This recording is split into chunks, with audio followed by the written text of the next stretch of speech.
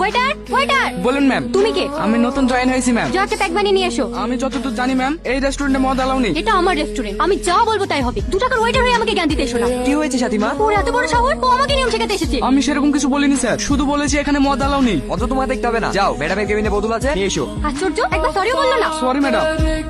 ভালো করে সার্চ করো। কি ব্যাপার আপনারা? আমাদের কাছে খবর আছে আপনারা বেআইনি ভাবে রেস্টুরেন্টে বিদেশি মদ বিক্রি করে। কি সব উল্টোপাল্টা বলছেন? এটা একটা ফ্যামিলি রেস্টুরেন্ট। সেটা সার্চ করার পরে বোঝা যাবে। কে পারমিশন দিয়েছে আপনাকে সার্চ করার? আমি এক্ষুনি কমিশনার আঙ্কেলকে ফোন করছি। ফোন করে কোনো লাভ হবে না ম্যাডাম, আমাদের কাছে সার্চ ওয়ারেন্ট আছে। আপনাদের হয়তো কোথাও ভুল হচ্ছে স্যার। স্যার বলো। একটু উপর আসুন। এই দেখুন স্যার, এগুলো কি? ওগুলো আমার। কি কেউ যেন সন্দেহ না করে তাই ম্যাডামের ঘরে লুকিয়ে রেখেছিলাম। এই ওকে অ্যারেস্ট করো। ওই ইম্পোর্টেড ওয়াইনগুলো তো সব আমার ছিল, তুমি নিজের ঘরে দোষ নিলে কেন? কাজে জয়েন করার সময় প্রতিজ্ঞা করেছিলাম ম্যাডাম আমি এই রেস্টুরেন্টের কোনো ক্ষতি হতে দেবো না। তাই বলে তুমি আমার জন্য এভাবে মুখ বুজে মার খাবে? এই দাগগুলো আমার উপরেই মানায়, আপনার না। তুমি সত্যিই অনেক ভালো মানুষ, তোমাকে সেদিন ওভাবে অপমান করা আমার উচিত হয়নি। সরি রোহন। हमसे बिछड़े यार का जिसने আমার নাম মায়া, আর আপনার? রোহন। हमसे হ্যাঁ ম্যাডাম। আমার জন্য 1 গ্লাস জল নিয়ে এসো। আপনি অন্য কাউকে বলুন না, এখানে অনেক ওয়েটার আছে। আরে আরে ওটা আমাদের ম্যাডাম। তো কি হয়েছে, আমিও তো কাস্টমার। আপনি অন্য কাউকে ডেকে নিন।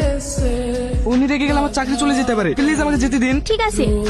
এই নিন ম্যাম। কি অত গল্প করছিল ওর সাথে? আসলে মেয়েটার মন খারাপ ছিল তো তাই ভাবলাম একটু কথা বলার দরকার। তোমাকে অত কিছু দেখতে হবে না, তুমি শুধু আমার দিকে খেয়াল রাখবে, বুঝেছো? ঠিক আছে ম্যাম। আর শোনো, বারবার ম্যাডাম বলার দরকার নেই, আমাকে সাথী বলে ডাকবে। না না ম্যাম, এমনি ঠিক আছে। সাথী। ঠিক আছে সাথী। রোহন, এই নাও আমার নাম্বার। নাম্বার কি করবো? কল করবে। কিছু বলবে সাথী? কাল থেকে তোমাকে আর এই পোশাকটা পরতে হবে না। কেন সাথী, আমি কি কোনো দোষ করেছি? আরে না না, আজ থেকে তুমি আমার কাছে কাছেই থাকবে। মানে? তোমার প্রমোশন হয়ে গেছে, আজ থেকে তুমি আমার ম্যানেজার। অনেক অনেক ধন্যবাদ সাথী। এই খুশিতে পার্টি দেবে না? হ্যাঁ হ্যাঁ দেবো তো। তাহলে চলো আজ বিকেলে আমরা ঘুরতে বেরোই। সরি আজকে আমি যেতে পারবো না।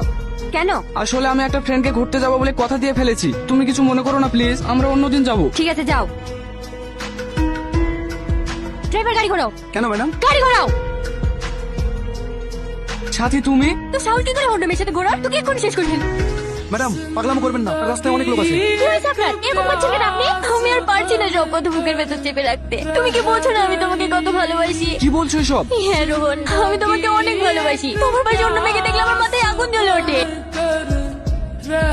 দেখো সাথী, আমি তোমাকে সম্মান করি ঠিকই কিন্তু ভালোবাসতে পারবো না। কেন? কি নেই আমার? আমি কি দেখতে খারাপ? গাড়ি বাড়ি টাকা পয়সা সবই তো আছে, কি চাই তোমার বলো? টাকা দিয়ে সবকিছু পাওয়া গেলেও রোহনকে পাওয়া যাবে না ম্যাডাম, ও ছেলেটা আলাদা। আমি তোমাকে কিছু জিজ্ঞেস করিনি, বলো না রোহন ভালোবাসবে আমাকে? রোহনকে আমি ভালোবাসি।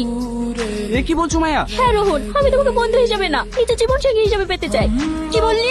সাথী, আমি তোমাদের কাউকে ভালোবাসতে পারবো না, থাকো তোমরা নিজের মতো। রোহন রোহন